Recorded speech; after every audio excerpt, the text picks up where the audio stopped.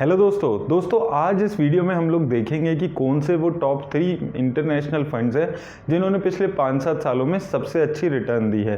तो आइए देख लेते हैं ये वीडियो। तो दोस्तों यहाँ पर सबसे पहला फंड जो है वो है एडलवाइजेस का ग्रेटर चाइना ऑफशोर फंड। तो ये एक इंटरनेशनल फंड है और इसका जो एसेट अंडर मैनेजमेंट चल रहा है वो 1600 करोड़ के आसपास का चल रहा है। और अगर हम इसकी एक्सपेंस रेशियो पे बात करते हैं तो 1.43% के आसपास इसकी एक्सपेंस रेशियो है। अब दोस्तों ये फंड डायरेक्टली किसी भी इक्विटी में इन्वेस्ट नहीं करता है, ये फंड इन्वेस्ट करता है JP Morgan greater China fund में। इंडिया में मोस्टली जितने भी इंटरनेशनल फंड्स हैं वो डायरेक्टली कभी भी वहां पर इन्वेस्ट नहीं कर रहे हैं फॉरेन में, वो किसी पर्टिकुलर फंड में इन्वेस्ट कर रहे हैं जो आगे फॉरेन इक्विटीज में इन्वेस्ट कर रहा है। तो ये fund JP Morgan greater China fund में इन्वेस्ट करता है। अब अगर हम JP Morgan greater China fund की थोड़ी और डिटेल्स यहाँ पर समझते हैं तो अगर हम मार्केट वाइज यहाँ पर देखते हैं एलोकेशन, तो जैसे कि इसके नाम से भी समझ आता है तो मेजर पैसा ये चाइना में लगाता है 70% के आसपास। उसके अलावा ताइवान और हांगकांग में भी ये अपना पैसा लगा रहा है। तो अगर आपको थोड़ी अलग कंट्रीज में एलोकेशन करनी है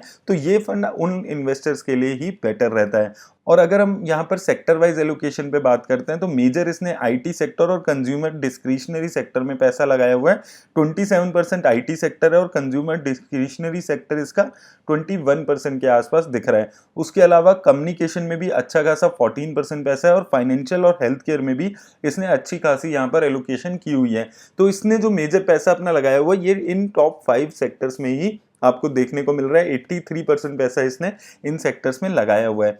और अब दोस्तों अगर हम इसकी टॉप 10 कंपनीज यहाँ पर देखते हैं तो इसने सबसे ज्यादा पैसा लगाया हुआ है ताइवान सेमीकंडक्टर में, जो कि एक ताइवान की कंपनी है। उसके अलावा मोस्टली जो आप ये 10 कंपनीज देखेंगे वो चाइना की ही आपको कंपनीज दिख रही होगी, टेंसेंट होल्डिंग्स, अलीबाबा। उसके अलावा एक यहाँ पर हांगकांग एक्सचेंज एंड क्लियरिंग में भी इसने पैसा लगाया हुआ है। तो दोस्तों अगर आप इन कंपनीज के बारे में जानते हैं तो ही मुझे लगता है आपको पैसा यहाँ पर लगाना चाहिए, क्योंकि चाइना की ज्यादा कंपनियों के बारे में हमने नाम नहीं सुना होता है। यूएस की कंपनीज गूगल, अमेजॉन, टेस्ला, इन कंपनीज के बारे में तो फिर भी हमें काफी जानकारी रहती है, लेकिन चाइना की कंपनी के बारे में मुझे नहीं लगता कि कॉमन इन्वेस्टर्स को ज्यादा जानकारी होगी। इन कंपनीज में मैंने सिर्फ अलीबाबा का ही यहाँ पर नाम सुना हुआ है, उसके अलावा ये सारी कंपनीज मेरे लिए भी काफी रिलेटिवली नई है। तो आप अगर इस फंड में पैसा लगाना चाहते हैं तो आप एक बार ये कंपनीज को खोलकर जरूर देखें, और अगर आपको थोड़ा बहुत इन कंपनीज के बारे में पता है, आपको समझ आता है, तो ही आप इस फंड में पैसा लगाने के बारे में सोचना चाहिए।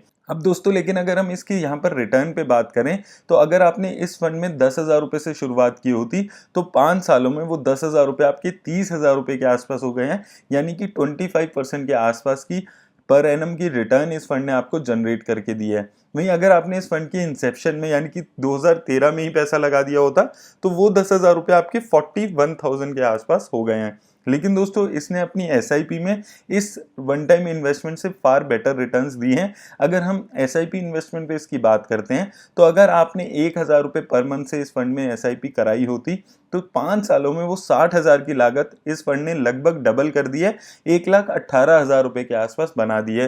28% की रिटर्न इस फंड ने आपको जनरेट करके दी है, जो कि एक काफी अच्छी रिटर्न है। लेकिन दोस्तों अगर आप चाइना ऑफशोर फंड में इन्वेस्ट करने का सोच रहे हैं तो मैं उम्मीद करता हूं कि आपको चाइना की जो इकोनॉमी चल रही है उसके बारे में एक फेयर आइडिया होगा, और ये जो टॉप 10 कंपनीज हैं एटलीस्ट इनके बारे में आपको पता होगा, तो ही आप इन फंड में इन्वेस्ट करने के बारे में सोचें।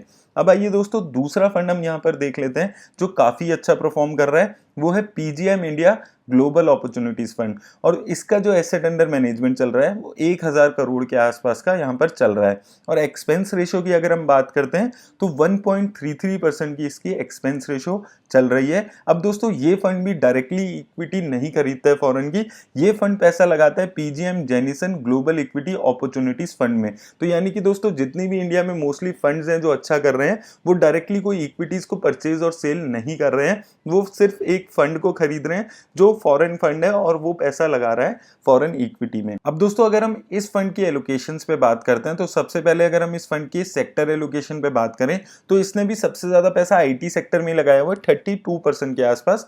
उसके अलावा कंज्यूमर साइक्लिकल में भी इसने अच्छा खासा 31% पैसा लगाया हुआ है। वहीं कम्युनिकेशन में भी 23%। तो ये मेन 3 सेक्टर हैं जिसमें ये फंड अपना मेजर पैसा यहाँ पर लगा रहा है। और अगर हम यहाँ पर मार्केट एलोकेशन देखें तो ये फंड मेजर अपना जो पैसा है वो यूएस में लगा रहे हैं लगभग 50% के आसपास, वहीं यूरो जोन में ये 28% के आसपास पैसा लगा रहे हैं और एशिया की इमर्जिंग कंट्रीज में 6.5% के आसपास, और उसके अलावा छोटा छोटा पैसा ये और अदर्स कंपनीज में भी 15% लगा रहा है। और दोस्तों ये फंड जो है ये मेजर पैसा अपना डेवलप्ड कंट्रीज में लगाता है, लगभग 88% के आसपास पैसा ये डेवलप्ड कंट्रीज में अपना लगा रहा है और 12% ये डेवलपिंग नेशंस में अपना पैसा लगाता है। अब दोस्तों अगर हम इस फंड की टॉप 10 कंपनीज पे यहाँ पर बात करते हैं तो इस फंड ने सबसे ज्यादा पैसा Amazon.com में लगाया हुआ है 5% के आसपास, उसके अलावा LVMH में इसने 5% पैसा लगाया हुआ है और टेस्ला इंक में भी इसने 5% के आसपास ही पैसा यहाँ पर लगाया हुआ है। उसके अलावा एप्पल, शॉपिफाई और निविदिया ग्रुप जैसी कंपनीज भी इसके पोर्टफोलियो में शामिल है। तो दोस्तों इस फंड की जो कंपनीज है वो कंपैरेटिवली आपको ज्यादा नोन होगी in comparison to China offshore fund, तो क्योंकि ये फंड जो है ये 49% अपना पैसा यूएस की कंपनीज में लगा रहा है। अब दोस्तों अगर हम इस फंड की रिटर्न पे यहाँ पर बात करते हैं तो अगर आपने इस फंड में 10,000 रुपए लगाए होते तो एक साल में वो पैसा आपका 35% के आसपास बढ़ गया है, वहीं 5 सालों में वही 10,000 रुपये आपके 29,000 के आसपास हो गए हैं। और अगर आपने इस फंड के इंसेप्शन में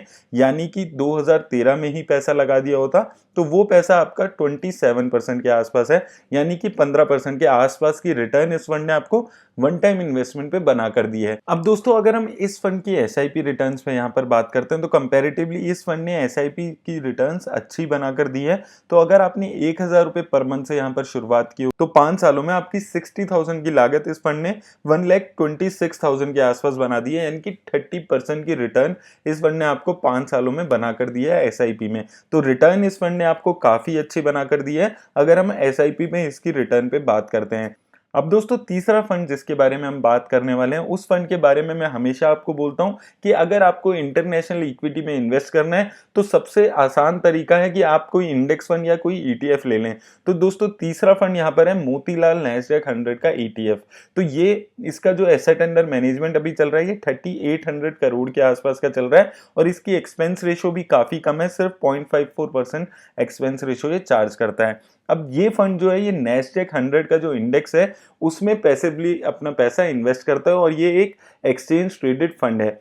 और दोस्तों अगर हम इसके सेक्टर्स पे यहाँ पर बात करते हैं तो सबसे ज्यादा यहाँ पर टेक्नोलॉजी सेक्टर का ही एलोकेशन दिख रहा है 37% के आसपास। उसके अलावा कंज्यूमर ड्यूरेबल में भी इसने 22% के आसपास पैसा लगाया हुआ है। वहीं सर्विस, कम्युनिकेशन और हेल्थ केयर सेक्टर आपको यहाँ पर दिख रहे हैं। और अगर हम यहाँ पर कंपनीज देखते हैं तो ये सारी ही नोन कंपनीज है, आपने लगभग सारी ही कंपनीज का यहाँ पर नाम सुना होगा। Apple, Microsoft, Amazon, Alphabet Inc class C यानी कि गूगल, उसके अलावा Facebook, Tesla, Nvidia corporation, PayPal holdings, ये सारी ही कंपनीज काफी वेल नोन कंपनीज हैं और इनके बारे में अगर कोई नेगेटिव न्यूज आती है तो वो इंडिया में भी काफी ज्यादा हाईलाइट होती है। तो यहाँ पर इन कंपनीज को ट्रैक करना कंपैरेटिवली ईजी है रादर देन अगर हम चाइना की कंपनीज को ट्रैक करने की कोशिश करें और या फिर हम पीजीएम इंडिया अपॉर्चुनिटीज फंड की कंपनीज को ट्रैक करें कि उसके फंड मैनेजर ने कैसी रिटर्न दे रहा है और वो कैसी उसकी रिस्क रेशियो चल रही है। तो एक ये कंपैरेटिवली काफी कम रिस्क लेने वाला तरीका है कि आप किसी ईटीएफ में या इंडेक्स फंड में इन्वेस्ट करें फॉरेन में। अब दोस्तों अगर हम इसकी रिटर्न पे यहाँ पर बात करते हैं तो अगर आपने इस फंड में 10,000 रुपए से शुरुआत की होती वन टाइम इन्वेस्टमेंट तो वो 10,000 रुपए इस फंड ने आपके 5 सालों में 34,000 के आसपास बना दिया और 10 सालों में 1 लाख रुपए से ज्यादा आपके कर दिए, यानी कि 900% के आसपास की रिटर्न इस ईटीएफ ने आपको जनरेट करके दी है। तो दोस्तों रिटर्न के मामले में ये ईटीएफ भी काफी अच्छा परफॉर्म कर रहा है और मैंने रिसेंट में टॉप 5 परफॉर्मिंग जो फंड्स बनाए थे इन लास्ट 10 इयर्स उसमें भी ये फंड शामिल था। तो दोस्तों अगर आपको इंटरनेशनल इक्विटी में इन्वेस्ट करना है तो मेरे हिसाब से सबसे ज्यादा कम रिस्क लेने वाला तरीका है कि आप नैस्डैक 100 ईटीएफ ले लें या फिर आप S&P 500 इंडेक्स फंड ले लें। उसमें आपको इन्वेस्ट करते हुए फंड मैनेजर को फॉलो नहीं करना पड़ेगा कि वो कैसे परफॉर्म कर रहा है फंड, क्योंकि आपको सिर्फ एक इंडेक्स में ही आप पैसा लगा रहे होंगे। मेरी तरफ से दोस्तों आज इतना ही। उम्मीद करता हूँ आपको एक क्लैरिटी मिली होगी अभी टॉप 3 इंटरनेशनल फंड्स कैसे चल रहे हैं। अगर आपको ये वीडियो अच्छी लगी हो तो इसे लाइक ज़रूर कर दें। धन्यवाद।